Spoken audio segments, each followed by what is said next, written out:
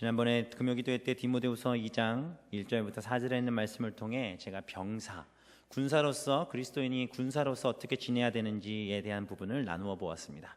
오늘은 그 두 번째 시간으로 경기하는 자에 대한 말씀을 나눠보려고 합니다. 그럼 세 번째는 무엇을 할 것 같으십니까? 농부, 수고하는 농부에 대해서는 다음 금요기도회 때 제가 하는 날 그때 나누도록 하겠습니다. 사람들은 인생을 마라톤에 비유하는 경우가 있습니다. 그렇죠. 마지막 골인 지점을 향해서 뛰어가는 마라토너와 같은 삶이라고 이야기합니다. 그래서 히브리서 12장에도 보면 믿음의 경주라는 표현이 있고 우리의 인생은 경주와 같고 또 우리는 그 경주를 하는 경기자와 같습니다. 인생의 경주, 알던 모르던 우리는 이미 그 경주에 참여하고 있습니다.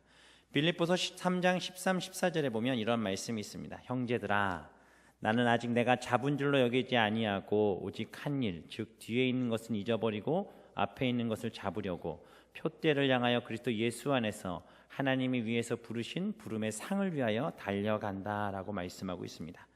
여기서 달려간다라고 번역된 헬라어 디오코는 상을 타기 위해서 전력 질주하는 모습을 이야기합니다. 인생의 경주라는 사실, 이것을 아는 것은 굉장히 중요합니다. 하지만 이 인생의 경주를 어떻게 달려가 이겨야 하는지 그 방법을 아는 것 역시 또한 중요합니다. 우리의 경주는 우리의 인생을 향한 하나님의 부르심이며 또한 우리의 인생에 분명한 목적을 갖고 가야 될 길입니다. 그러나 이것을 발견조차 하지 못하는 사람들이 많습니다. 그런 사람들은 실패한 사람들입니다.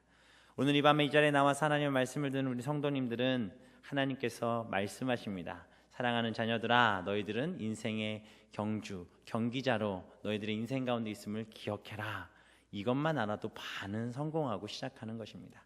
아무쪼록 오늘 말씀을 통해 우리의 인생의 경주에 끝까지 인내함으로 상받기에 부족함 없는 하나님의 사람들 되시기를 주님의 이름으로 축원합니다. 바울이 디모데후서를 쓸 때 지중해 연안의 나라들에서는 지금의 올림픽의 기원인 이스미안이라는 경기가 있었습니다. 그래서 바울은 자신의 서신서에서 그 경주와 경기에 대한 이야기들을 굉장히 많이 이야기하는 것을 볼 수 있습니다. 믿음의 경주, 가장 중요한 것, 그것은 바로 그 믿음을 끝까지 지키고 간직하는 일입니다. 그러면 우리가 그 믿음의 경주에서 인내함으로 그 믿음을 잘 지키고 간직하기 위해서 올바르게 주님 부르시는 그날까지 다름박질하기 위해서 우리는 무엇을 준비해야 될지를 말씀을 통해 나눠보려고 합니다. 경기하는 자에게 있어서 가장 중요한 첫 번째가 무엇이라고 생각하십니까? 바로 훈련입니다. 훈련. 경기자가 경기에 나가서 선수가 그 경기를 얼마나 잘하느냐 못했느냐의 결과는 그 선수가 얼마나 성실히 훈련했는지에 따라서 결정되는 경우가 많습니다. 하고 싶은 거, 먹고 싶은 거 다 하고 하면 결코 훌륭한 경기자가 될 수 없습니다. 최근에 동계올림픽이 끝나면서 김연아 선수나 이상화, 또 축구의 박지성 선수를 보면서 많은 사람들이 김연아 선수처럼 또 이상화 선수처럼 박지성 선수처럼 자신의 자녀들을 키워보겠다고 여기저기 과외도 시키고 또 훈련시키는 모습을 볼 수가 있습니다. 과연 다 그렇게 될까요? 저희들이 다큐멘터리나 어떤 TV 프로에서 보면 김연아, 이상화, 박지성 선수 같은 경우에 훈련을 정말 어마어마하게 하지 않습니까? 그 노력의 결과들이 결국 그들을 그 자리에 만들어 놓았습니다. 신앙도 마찬가지입니다. 선수들이 대회에 나가기 위해 몸을 만드는 것 같이 그리스도인들도 인생의 경주에서 승리하기 위해 잘 훈련받아야 합니다. 따라서 오늘 이 자리에 계신 우리 성도님들 모두 잘 훈련받으시기를 소망합니다. 고린도전서에 보면 9장 24, 27절에 이러한 말씀이 있습니다. 이 말씀은 훈련받는 자들이 어떠한 훈련을 받아야 될지에 대해서 이야기하는데 제가 읽어드리면 운동장에서 다름질하는 자들이 다 달릴지라도 오직 상을 받는 사람은 한 사람인 줄을 너희가 알지 못하느냐.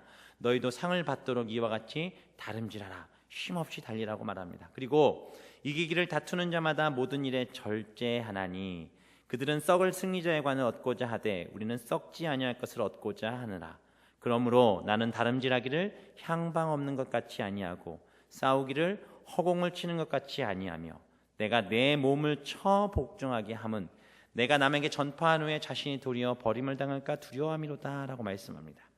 훈련할 때 그리스도인들이 믿음의 경주를 하며 훈련할 때 꼭 필요한 첫 번째 바로 절제입니다. 왜 절제합니까? 본문 말씀을 따라 보면 썩지 아니할 것을 얻기 위해서 절제합니다. 경주하는 사람에게 절제와 또한 부단한 지구력, 이것은 굉장히 필요합니다. 승리하겠다라는 또한 정확한 목적의식을 얻고 그것을 위해 다른 박질하려면 분명히 절제하는 삶이 필요합니다. 우리가 승리자의 관을 얻기까지 절제하고 인내하는 것, 이것이 우리에게 있어서 굉장히 중요합니다. 잠시 잠깐의 유혹 때문에 우리가 가야 될 그 길을 제대로 가지 못하고 썩어져 버릴 세상의 것들을 의지하여 절제하지 못하고 그것을 쫓아 살아간다면 우리는 결코 믿음의 경주를 온전히 완주할 수 없습니다. 한 선수가 감독에게 이렇게 물었습니다. 감독님, 운동하기 힘든데 제가 술도 먹고 담배도 피고 하고 싶은 거 다 하면서 운동할 수 있겠습니까? 라고 질문했다고 합니다. 감독이 뭐라고 했냐면 운동할 수 있어. 그러나 너는 절대 최고가 될 수는 없다 라고 이야기했다고 합니다. 사랑하는 성도님들, 우리는 훈련되어져야 합니다. 그 훈련은 우리가 하고 싶은 거 다 하면서 훈련받을 수 없습니다. 교회 다니는 그리스도인들에게 가장 힘든 훈련이 무엇입니까? 새벽기도입니다. 새벽기도. 그리고 매일 말씀 보는 거. 듣기는 항상 듣는데 왜 이렇게 새벽에 일어나기 힘들고, 듣기는 항상 듣는데 말씀 보는 게 왜 이렇게 힘든지. 저도 작년에 성도님들이 막 4독, 5독 이상씩 하는 거 보면서 도전을 받아가지고 올해 들어서 성경 읽기를 열심히 시작하고 있습니다. 아직 1독은 못했는데 한 4분의 3 정도 읽었습니다. 참 힘들더라고요. 성경을 매일 봐야 되는 목사임에도 불구하고 성경 읽기가 이렇게 힘든데 우리 성도님들도 얼마나 힘드시겠습니까? 그러나 그 말씀 읽는 것을 통해서 하나님께서 우리를 훈련하시는 줄 믿습니다. 우리는 절제하며 하나님이 원하시는 그 방향성을 쫓아 잘 훈련되어져야 될 줄 믿습니다. 또한 두 번째 훈련되기 위해서 필요한 것은 바로 내가 내 몸을 쳐 복종하게 하라는 것입니다. 어렵고 힘든 상황이 있을지라도 내 몸을 쳐서 복종하고 또 인내하는 삶, 이것이 필요합니다. 우리의 몸은 우리의 욕심대로 내가 하고 싶은 방향대로 우리의 몸을 움직이게 합니다.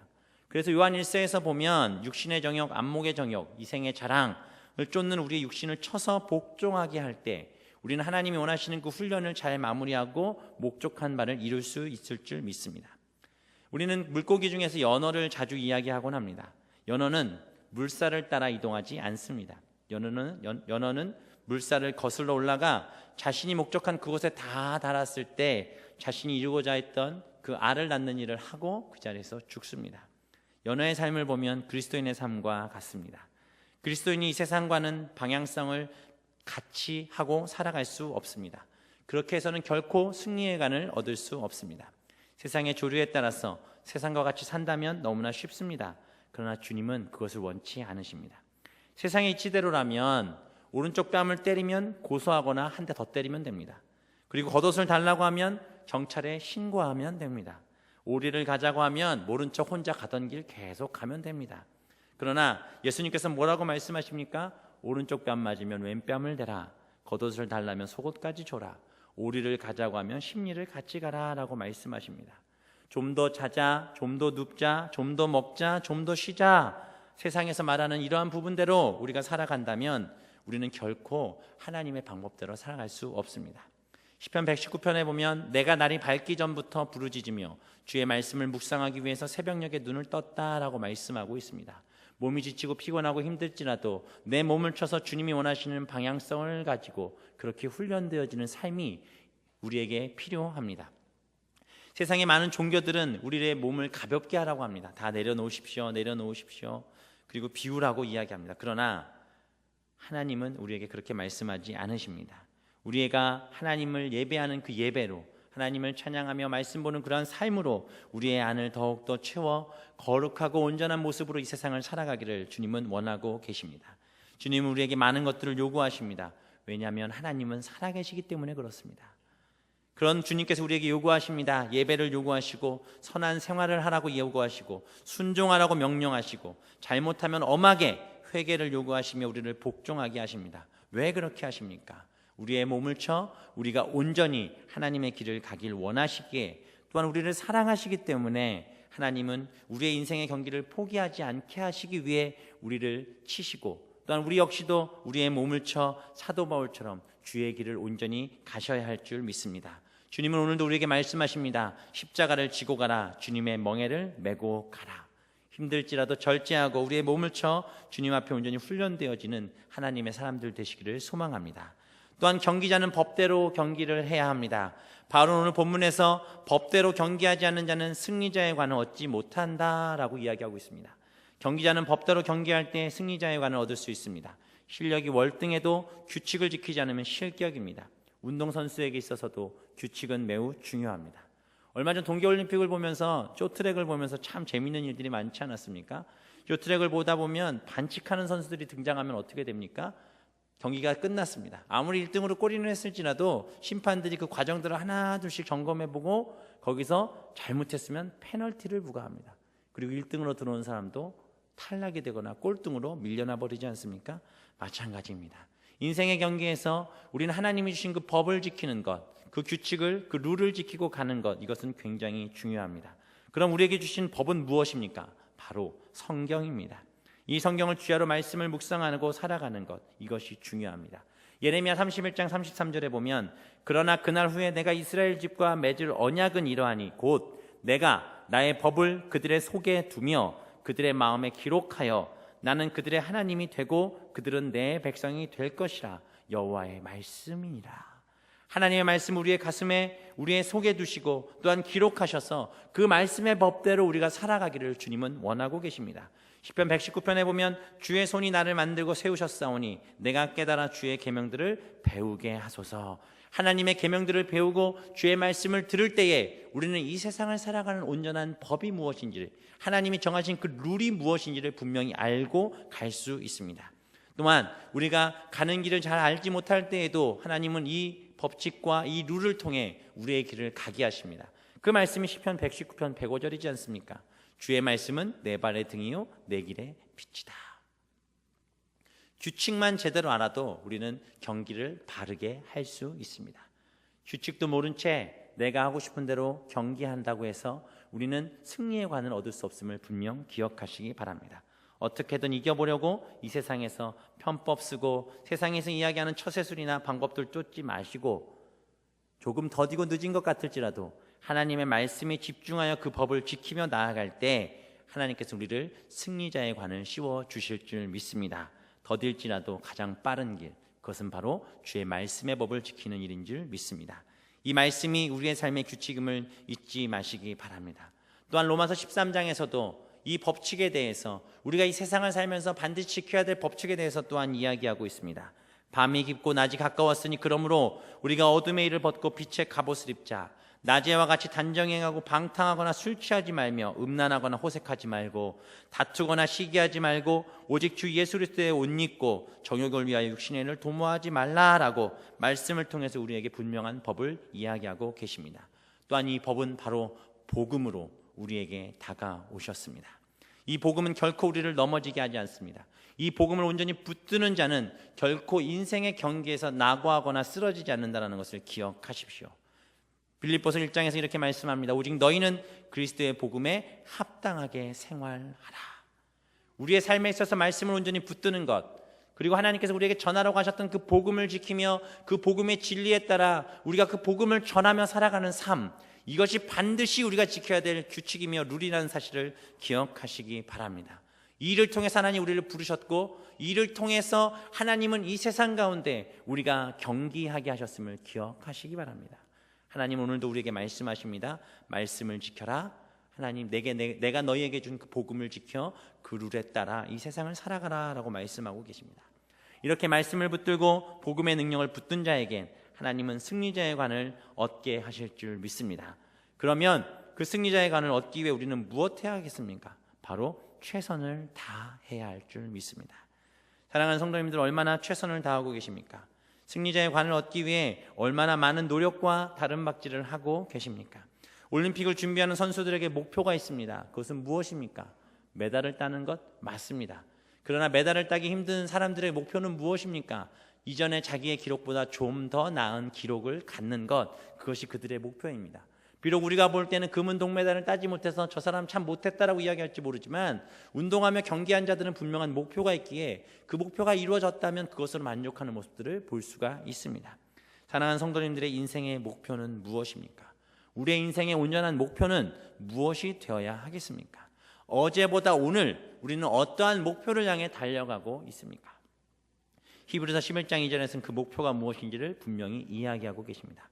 믿음의 주요 또 온전케 하시는 이인 예수를 바라보자. 우리 인생의 목표, 목적은 예수 그리스도를 닮는 삶인 줄 믿습니다. 인생의 경기자들에게 있어 분명히 필요한 것, 그것은 바로 예수 그리스도를 닮는 삶.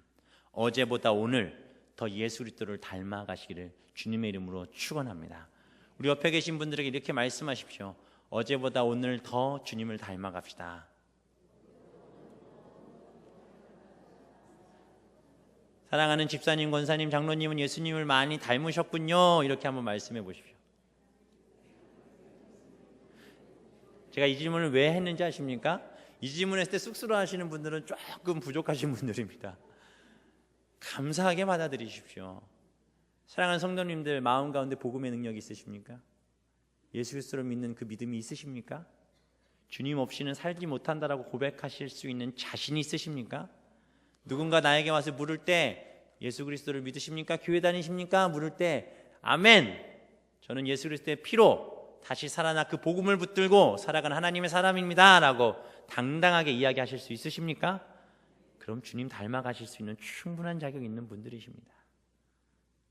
주님을 닮아가는 것, 그리고 그렇게 닮아갈 때에 하나님 우리에게 승리의 관을 허락하실 줄 믿습니다. 어렸을 때 부흥 강사님들이 부흥회를 하시다 보면 꼭 하시는 말씀이 있었습니다. 저는 그래서 어렸을 때 이 모자를 굉장히 싫어했습니다. 강사님들이 하시는 말씀, 여러분들 신앙생활 똑바로 하십시오. 똑바로 안 하면 천국 가서 개털면류관 안 받습니다. 도대체 그 개털면류관은 어떻게 생긴 것인지, 저는 그때부터 털 달린 모자만 보면 저거 내가 천국 가서 쓰면 어떡하나 이런 생각들을 했던 기억이 있습니다. 천국 간다고 개털면류관이 있지는 않겠지요. 신앙생활 똑바로 하라는 말씀이었는 줄 믿습니다. 최선을 다해 인생의 경기를 다 하는 자, 하나님께서 승리자의 관을 쓰게 하실 줄 믿습니다. 예수 그리스도께서 나타나실 때에 칭찬과 영광과 존귀를 얻게 할 것이니라. 베드로전서 1장 7절의 이 말씀이 우리의 고백이 되시기를 소망합니다. 오늘 이 시간 이 자리에 있는 모두가 믿음의 경주를 온전히 잘 마치시기를 소망합니다. 믿음의 경주를 잘 달려 최후의 승리자의 영광의 관이 우리 가운데 씌워지기를 주님의 이름으로 축원합니다. 이제 말씀을 맺으려 갑니다. 인생의 경주를 살아가는 우리들이 꼭 지켜야 될 것, 훈련하는 것, 법대로 살아가는 것, 또 승리에 가는 얻기까지 최선을 다하여 주님을 닮아가는 것인 줄 믿습니다. 오늘 이 밤에 기도할 때 이 세 가지를 놓치지 마십시오. 하나님, 내가 주님의 법대로 또한 승리자의 관을 또 열심히 훈련하여 주님의 영광의 승리의 관을 쓸 수 있도록 인도해 주옵소서. 우리가 그것을 온전히 붙들고 나아갈 때에 표대를 향하여 그리스도 예수 안에서 부르신 부름의 상을 위하여 달려가게 되실 줄 믿습니다. 고린도전서 15장 58절에 그러므로 내 사랑하는 형제들아 견실하며 흔들리지 말고 항상 주의 일에 더욱 힘쓰는 자들이 되라. 이는 너희의 수고가 주 안에서 헛되지 않은 줄 알미라. 주님이 우리를 그렇게 보고 계시는 줄 믿습니다. 조금 힘드시더라도 흔들리지 마십시오. 조금 어려우시더라도 주님의 말씀 붙들어 견실히 튼튼히 세워져가는 하나님의 사람들 되시기를 소망합니다. 하나님이 허락하신 이 경주에서 우리의 모든 것들을 온전히 부으시길 바랍니다. 사도 바울처럼 죽는 그날까지 표대를 향해 달리십시오. 그리고 내가 선한 싸움을 싸우고 나의 달려갈 길을 마치고 믿음을 지켰으니 이제 후로는 나를 위하여 의의 면류관이 예비되었으므로 주 곧 의로우신 재판장이 그날에 내게 주실 것이니 내게만 아니라 주의 나타나심을 사모하는 모든 자에게니라. 이 말씀처럼 의의 면류관 꼭 쓰시는 성도님들 되시기를 소망합니다. 야고보서 1장 12절 시험을 참는 자는 복이 있나니 이는 시련을 견디어낸 자가 주께서 자기를 사랑하는 자들에게 약속하신 생명의 면류관을 얻을 것이기 때문이라. 생명의 면류관 우리에게 허락하신 줄 믿습니다. 그것을 또한 쓰는 성도님들 되시기를 소망합니다. 그리하여 목자장이 나타나실 때 시들지 아니하는 영광의 관을 얻으리라. 이 영광의 관도 우리에게 함께 씌워지기를 주님의 이름으로 축원합니다. 경기자로서 끝까지 달립시다. 경기자로서 넘어지지 맙시다. 주님 우리를 도우실 줄 믿습니다. 이 복음의 능력, 이 말씀의 능력 붙들어 하나님의 나라를 향해 굳건히 흔들리지 않고 달려가시는 성도님들 되시기를 주님의 이름으로 축원합니다. 기도하겠습니다.